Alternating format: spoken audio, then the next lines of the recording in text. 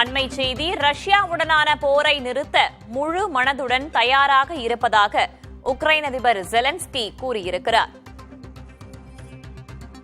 முன்னதாக அமெரிக்காவிற்கு வந்திருந்த உக்ரைன் அதிபர் ஜெலன்ஸ்கி செய்தியாளர்களின் முன்னிலையில் அதிபர் டிரம்பிடம் பேசியது பேசுபொருளானது. இருவரும் செய்தியாளர்கள் முன்னிலையிலேயே வாக்குவாதம் செய்தனர். அதனைத் தொடர்ந்து உக்ரைனுக்கு செய்யப்பட்டு வந்த உதவிகளை அமெரிக்கா நிறுத்தியது. தற்போது ரஷ்யாவுடனான போரை நிறுத்த முழு மனதுடன் தயாராக இருப்பதாக உக்ரைன் அதிபர் ஜெலன்ஸ்கி அறிவித்திருக்கிறார். சவுதி அரேபியாவில் இந்த வாரம் அமெரிக்காவுடன் பேச்சுவார்த்தை நடத்த தயாராக இருக்கிறோம் என்றும் ஜெலன்ஸ்கி கூறியிருக்கிறார். அண்மை செய்தியாக பார்க்கிறோம். கடந்த சில ஆண்டுகளாக ரஷ்யாவுக்கும் உக்ரைனுக்கும் இடையிலான போர் நடைபெற்று வந்த நிலையில் போரை நிறுத்த அமெரிக்கா மேற்கொண்டது முயற்சிகள். அதனைத் தொடர்ந்து இருவருக்கும் வாக்குவாதம் ஏற்பட்டது. உக்ரைனுக்கு செய்யப்பட்ட வந்த உதவிகள் நிறுத்தப்பட்ட நிலையில் தற்போது முழு மனதுடன் தயாராக இருப்பதாக உக்ரைன் அதிபர் ஜெலன்ஸ்கி அறிவித்திருக்கிறார். கூடுதல் தகவல்களை வழங்குவதற்காக செய்தியாளர் பாலவெற்றிவேல் இணைந்திருக்கிறார். அவரிடம் கேட்கலாம்.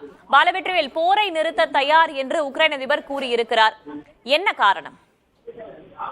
வேதவள்ளி, 3 வருட காலமாக ரஷ்யாவிற்கும் உக்ரைனுக்கும் இடையே நடைபெற்று வரும் போரை நிறுத்த முதல் முறையாக உக்ரைன் அதிபர் ஜெலன்ஸ்கி முழு மனதுடன் உறுதி கொண்டிருப்பதாக தெரிவித்திருக்கிறார். சவுதி அரேபியாவில் இந்த வாரம் நடைபெற உள்ள பேச்சுவார்த்தைக்கு அமெரிக்காவுடன் பேசுவதற்கு தயாராக இருப்பதாகவும் தெரிவித்திருக்கிறார்.